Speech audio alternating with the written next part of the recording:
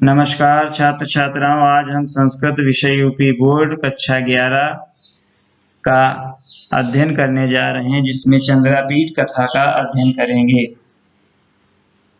जो इस प्रकार से है। आसीत पुरा शूद्र को नाम राजा, तस्य विदिशा अभिधाना राजधान्या आसीत, शतश्याम लोचित नीति शास्त्रैः निर्मल मनोभिः अमात्यैः परिवृत्ताः समानवयो विद्यालंकारैः राजपुत्रैः सह रमणामः। प्रथमे वयसि वर्तमानो अपि वनिता शुभ परांगमुखः सुखम अति चिरमुआस। एकदा तमास्थान मंडप गतम दक्षिणापथात् आगता काचित् चांडाल कन्यका पंजर स्तंभ सुखमादाय समुत्सृत्य देव विदित सकल शास्त्रार्थाः राजनीति कुशलाः पुराणेतिहास कथा सुनिपुणाः सकल भूतन रत्न भूताः वैशंपायनो नाम शुकोऽयम् आत्मीयः क्रियताम् इति उक्त्वा पंजरं पुरोनिधाय अप्ससार। अप्सरतायां तस्यां स विहंग राजाभिमुखं भूत्वा स्पष्टतर वर्णया गिरा कृत जय शब्दाः राजानम् उद्दिश्य आर्यामिमां पपाठ। प्यारे बच्चों, हम चंद्रापीठ कथा का अध्ययन करने जा रहे हैं। उससे पहले हम बता दें कि जो पैराग्राफ होते हैं, इसमें इस पैराग्राफ पर आधारित प्रश्नों के उत्तर बोर्ड एग्जामिनेशन में पूछे जाते हैं, या जो होम एग्जाम होते हैं उसमें केवल प्रश्न उत्तर ही पूछे जाते हैं।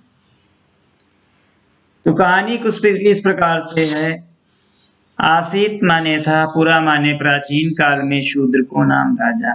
शूद्रक नाम का प्राचीन काल में राजा था। तस्य माने उसकी, विदिशा अभिधाना, विदिशा अभिधाना माने नाम की, राजधान्या आसीत राजधानी थी।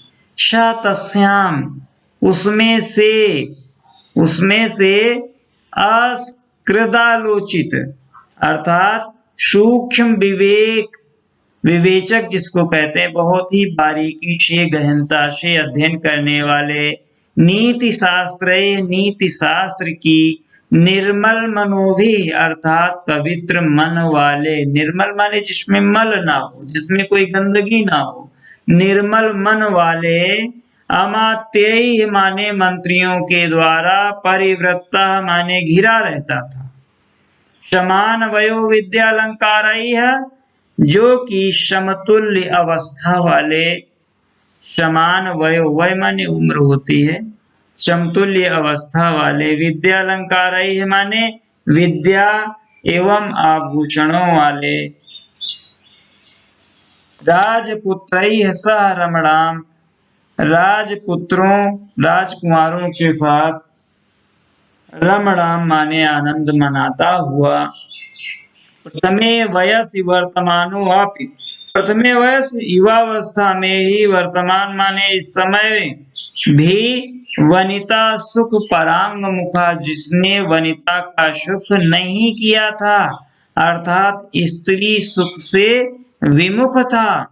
सुखम अति चिर उवास सुख पूर्वक रह रहा था, अर्थात जो राजा शूद्रक था वह वनिता के सुख से अर्थात स्त्री के सुख से बहुत दूर था, आनंद पूर्वक रहता था। एक बार की बात है, एक बार क्या हुआ, आस्थान मंडप गतम अर्थात आस्थान मंडप गतम, उस मंडप में, जिस सभा मंडप में राजा शूद्रक बैठा हुआ था, उसमें ही दक्षिण पथात, दक्षिण दिशा से, दक्षिण रास्ते से, आगता माने आई हुई, काचित माने कोई, चांडाल कन्यका, चांडाल कन्या, पंजर स्तंभ पिंजड़े में रखे हुए स्थित, शुकम माने तोते को, आदाय माने ला करके, समुपसृत्य माने समीप में,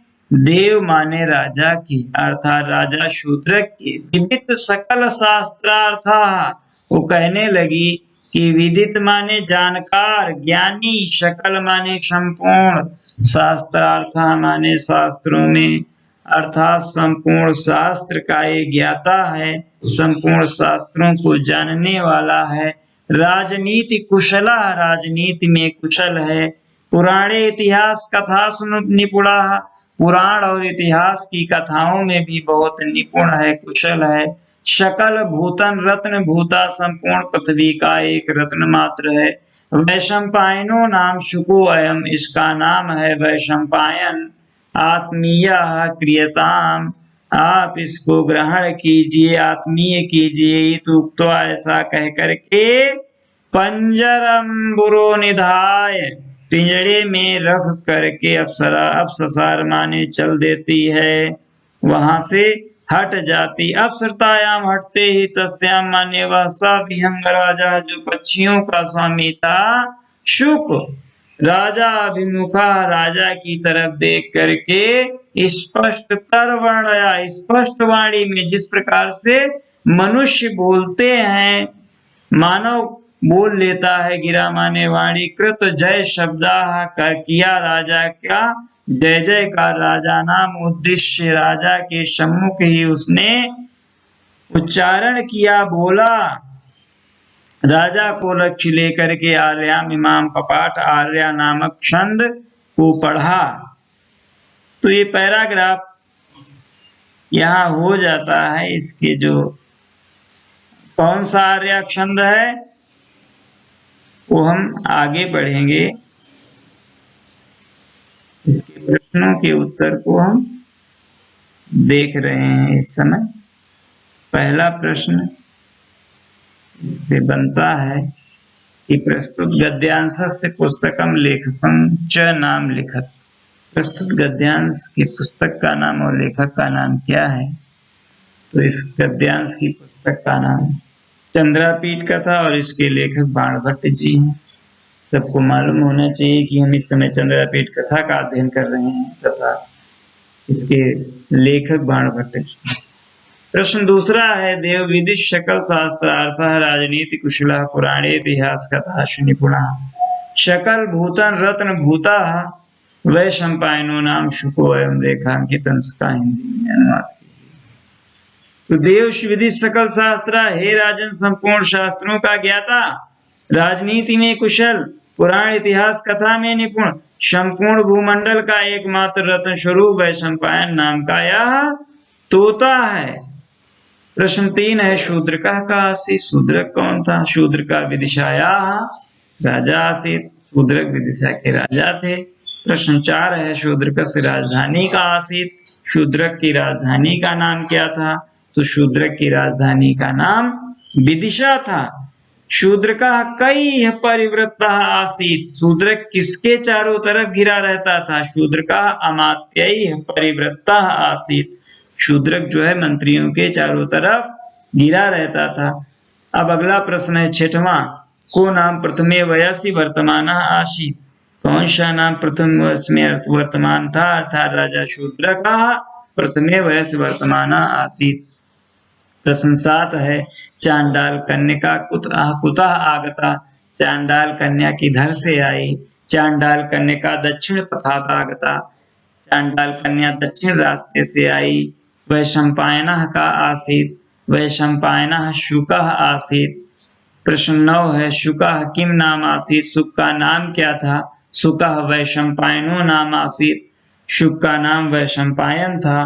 प्रश्न 10वां है, नरपते पुरः पंजरम निधाय को अप्सरा, नरपते पुरः पंजरम निधाय चांडाल कन्या का आसीत। इसके बाद में हम उस श्लोक को पढ़ेंगे जो शुक बोलना चाह रहा था। उसने क्या कहा? स्तन युगम श्रुष्णातम समीप्तर्वर्ति हृदय शोकाग्ने, चरति विमुक्ताहारम व्रतमिव भवतु रिपु स्त्रीणाम। अन्वय से देखिए, भवतो माने आपकी, रिपु माने दुश्मनों की, स्त्री माने स्त्रियां, अर्थात राजा शूद्र के दुश्मनों की स्त्रियां। स्तन युगम, स्तनों का जोड़ा, अर्थात दोनों स्तनों के हृदय माने बीच में हृदय होता है। शोकाग्नि माने शोक की अग्नि, अर्थात दुखी पूर्ण रूप से, समीप तरवर्ती अश्रु स्नातम, जो अश्रु बह रहे हैं, अर्थात जब ऊपर से आंसू बह रहे होंगे तो हृदय के मध्य भाग से अर्थात स्तनों के बीच में ही वो धारा निकलेगी, बहेगी।